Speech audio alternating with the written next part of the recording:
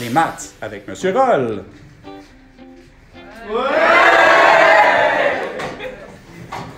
Bonjour, dans cette vidéo, nous allons voir comment analyser l'effet géométrique des paramètres sur une fonction en forme canonique. Donc, on va y aller avec un exemple et avec les éléments qu'on a déjà vus, on devrait être capable de faire ça. Donc, l'exemple, soit f de x est égal à naturo de x. En fait, on pourrait utiliser n'importe quel mot, je pourrais utiliser patate de x, une fonction de base. Elle n'existe pas, évidemment, mais ce n'est pas grave. On va utiliser comme si c'était une fonction qui s'appelle naturo de x, qui est une fonction de base, et g de x, qui est moins 2 fois naturo de, entre parenthèses, 1 tiers x plus 1, entre parenthèses, plus 4. Une fonction transformée. Elle est en forme canonique. On sait déjà reconnaître nos paramètres. Donc, ici, on a le a, le b qui est à l'intérieur de la fonction. Ici, on a moins 1, donc le h vaut moins 1, et le k vaut 4. Quand on analyse les paramètres, en fait, l'idée en premier, la question, c'est détermine les transformations géométriques que subit la fonction de base pour obtenir le graphique de la fonction transformée.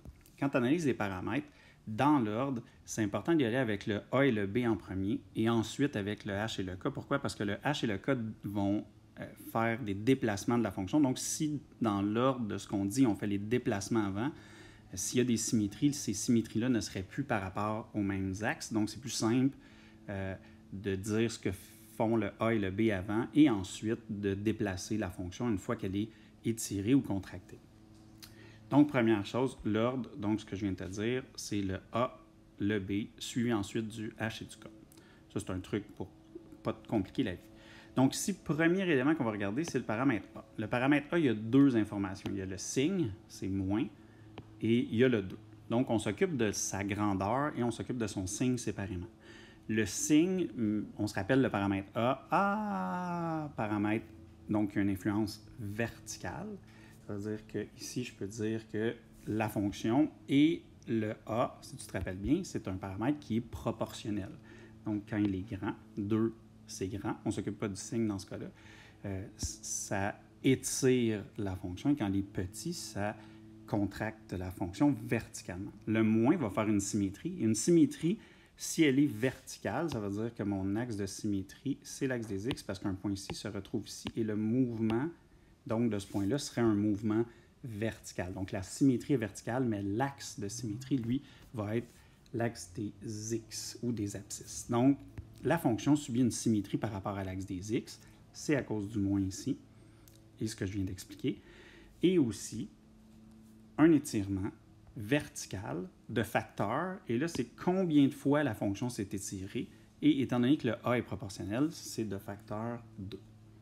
Le s de x, je te le mets ici juste après, ça veut dire symétrie par rapport à l'axe des x, c'est le symbole qui représente ça, c'est pas un 5, c'est un s. Je sais que mes s majuscules ressemblent à des 5.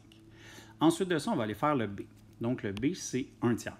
Un petit b, on se rappelle le truc avec les bébés, un petit b fait étirer la fonction. Donc, c'est un étirement. Le paramètre b, c'est un paramètre qui est horizontal.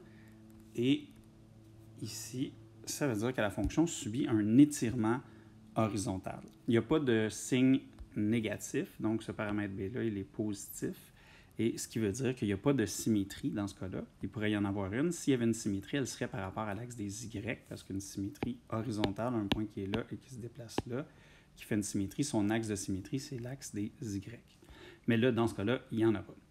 La fonction, donc, subit un étirement horizontal de facteur, et là, c'est ça, des fois, qui est un peu mélangeant, c'est 1 tiers. Donc, on a dit un petit b faisait un étirement, et c'est inversement proportionnel. Si tu fais l'inverse de 1 tiers, l'inverse de 1 tiers, c'est l'équivalent de 1 sur 1 tiers, et 1 sur 1 tiers, ça fait 3 sur 1, donc ça fait 3.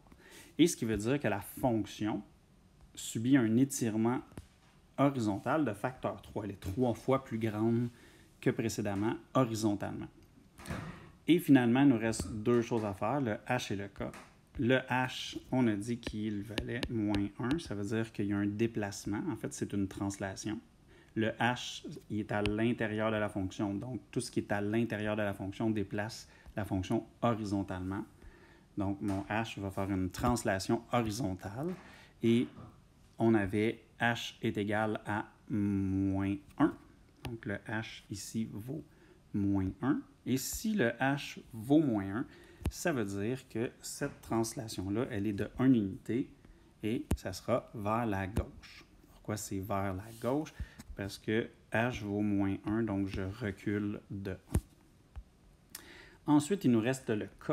Le k, ici, il vaut 4, il est à l'extérieur de la fonction. Donc, le a et le k, paramètres verticaux, en fait, qui influencent la fonction verticalement, et le k est à l'extérieur de la fonction.